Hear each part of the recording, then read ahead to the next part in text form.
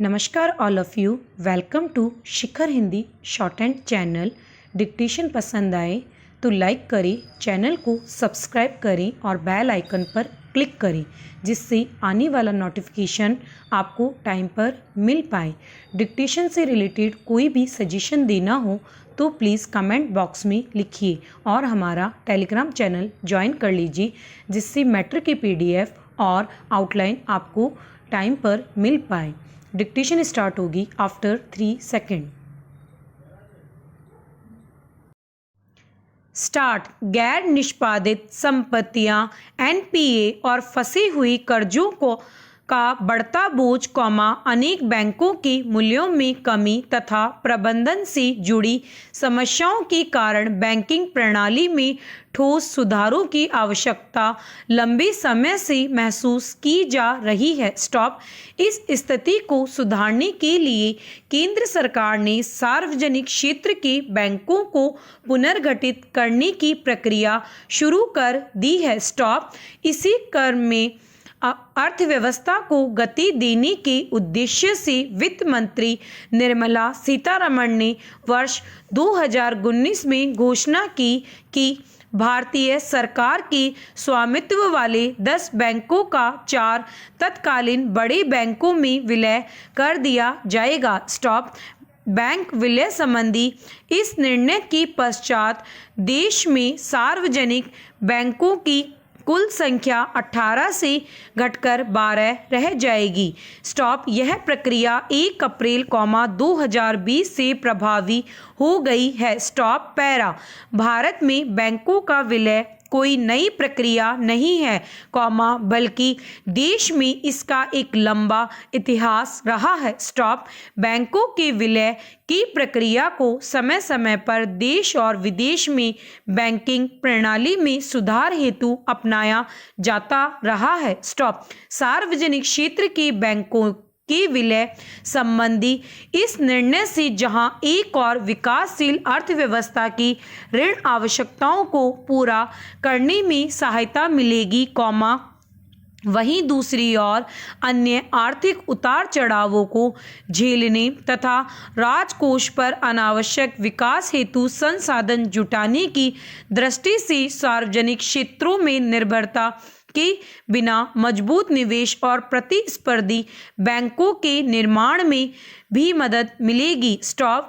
विलय का अर्थ ऐसी प्रक्रिया से है, जिसमें 2 या 2 से अधिक मौजूदा कंपनियां स्वैच्छिक रूप से आपस में मिलकर एक नई और मजबूत कंपनी का निर्माण करती हैं। स्टॉप। सामान्यतः विलय के माध्यम से कंपनी की पहुंच का विस्तार, कंपनी का नए क्षेत्रों में विस्तार व कंपनी की बाजार में हिस्सेदारी को बढ़ाया जाता है। Stop. Para.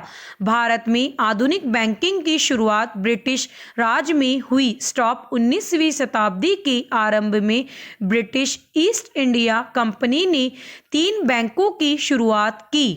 Bank of Bengal 1809 में, बैंक ऑफ बॉम्बे 1840 में तथा बैंक ऑफ मद्रास 1843 में। स्टॉप। इन 3 बैंकों का वर्ष 1921 में विलय एक नए बैंक इंपीरियल बैंक में कर दिया गया। स्टॉप। जिसका वर्ष 1955 में भारतीय स्टेट बैंक में विलय कर दिया गया। स्टॉप। पैरा। भारतीय रिजर्व बैंक की स्थापना वर्ष 1935 में हुई थी। स्टॉप। स्वतंत्रता से पूर्व व पश्चात रिजर्व बैंक केंद्रीय बैंक के रूप में सक्रिय था। स्टॉप। उसे बैंकों का बैंक घोषित किया गया। स्टॉप। वर्ष 1969 को भारतीय बैंकिंग प्रणाली में एक महत्वपूर्ण वर्ष माना जाता है, क्योंकि इसी वर्ष तत्कालीन प्रधानमंत्री इंदिरा गांधी की सरकार ने देश में बैंकिंग प्रणाली को पूर्णतः बदलते हुए 14 निजी बैंकों का राष्ट्रीयकरण कर दिया था। स्टॉप। फिर वर्ष 1980 में भी देश की 6 निजी बैंकों का राष्ट्रीयकरण किया गया। स्टॉप। पैरा।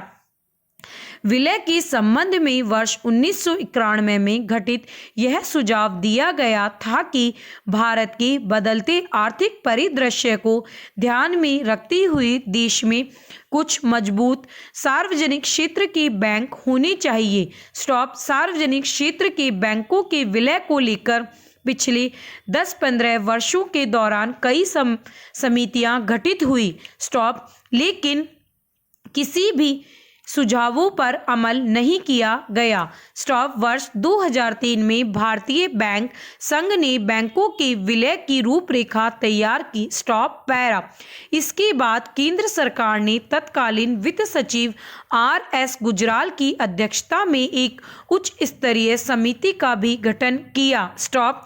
इस समिति ने सार्वजनिक क्षेत्र के सभी बैंकों को मिलाकर 7 बड़े बैंक बनाने की सिफारिश की। स्टॉप। उसके बाद प्रधानमंत्री श्री नरेंद्र मोदी की अध्यक्षता में केंद्रीय मंत्रिमंडल ने अल्टरनेटिव मैकेनिज्म के माध्यम से सार्वजनिक क्षेत्र के बैंकों के विलय को सैद्धांतिक रूप से मंजूरी प्रदान कर दी। स्टॉप। एक लंबे समय के बाद मई 2016 में इस संबंध में प्रभावी कार्यवाही प्रारंभ हुई तथा 6 बैंकों के भारतीय स्टेट बैंक में विलय की घोषणा की गई। स्टॉप। पैरा। वर्ष 2017 में स्टेट बैंक ऑफ इंडिया की 5 सहयोगी बैंकों का भारतीय स्टेट बैंक में विलय कर दिया गया। स्टॉप। इसके पश्चात 2018 में भी 3 और बैंकों के विलय का ऐलान किया गया। स्टॉप। इन बैंकों में देना बैंक और विजया बैंक का विलय बैंक ऑफ बड़ौदा में किया गया। स्टॉप। 1 अप्रैल 2020 को 10 बैंकों का विलय 4 बड़े बैंकों में किया गया, जो इस प्रकार है: United bank, oriental bank of commerce और PNB का विलय आदि। पैरा। भारतीय बैंकिंग व्यवस्था में सार्वजनिक क्षेत्र के बैंकों की संख्या बहुत अधिक है। स्टॉप। ये सभी बैंक लगभग एक समान क्षेत्र में एक ही प्रकार के उपभोक्ताओं को अपनी सुविधाएं प्रदान करने को प्रयत्नशील रहते हैं। स्टॉप।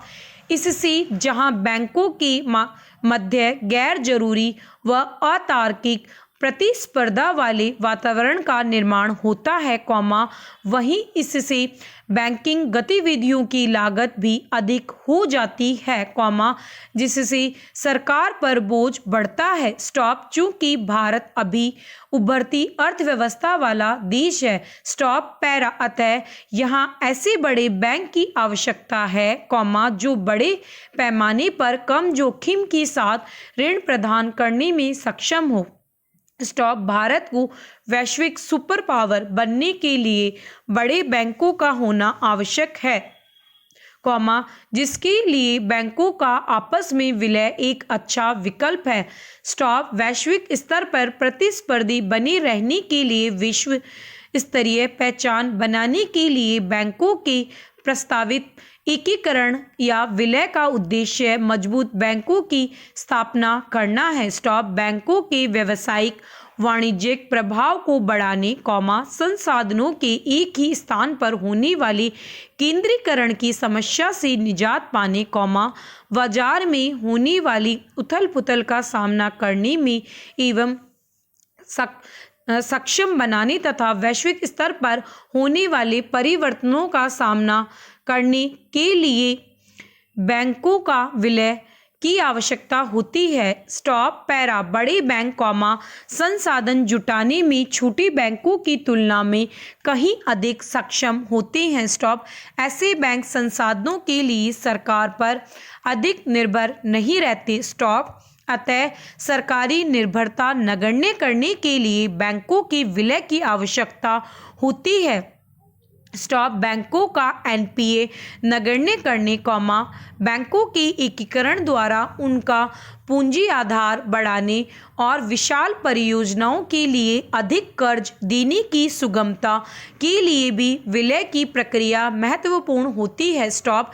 केंद्र सरकार का कहना है कि देश के 10 बैंकों का विलय करने से बैंकों की कर्ज देने की क्षमता बढ़ेगी और उनका तुलन पत्र भी मजबूत होगा। स्टॉप देश की बड़ी सार्वजनिक बैंक अंतर्राष्ट्रीय स्तर पर प्रतियोगिता करने में सक्षम हो जाएंगे। स्टॉप भारत को $5 ट्रिलियन की अर्थव्यवस्था के लक्ष्य को पाने में भी बैंकों का विलय योगदान दे सकता है। स्टॉप जब 2 या 2 से अधिक बैंकों का विलय होता है तो उनकी कुल परिसंपत्ति में भी वृद्धि होती है, जिससे उनकी ऋण देने की क्षमता बढ़ जाती है और वे ग्राहकों को बड़ा लोन ऋण दे पाती हैं। स्टॉप बैंकों के विलय से जहां एक तरफ बैंकिंग कार्यकुशलता बढ़ती है, वह ग्राहकों को अधिक सुविधा मिलती है,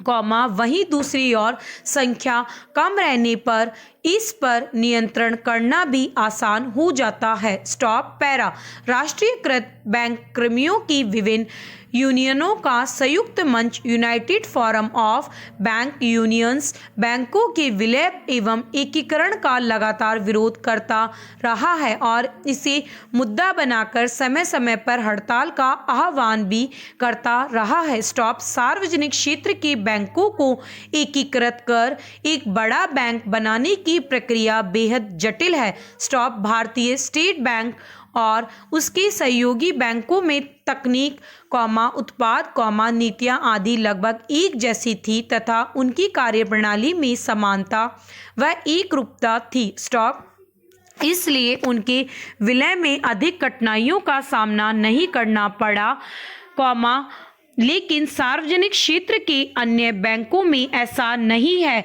स्टॉप कारण यह है कि भिन्न कार्य परिस्थितियों के अभ्यस्त हो चुके कर्मचारियों को एक ही प्लेटफॉर्म पर एक ही तरीके से कार्य करने में तालमेल बैठाने में समस्याएं आने की आशंका बनी रहती है। Stop 11 minute.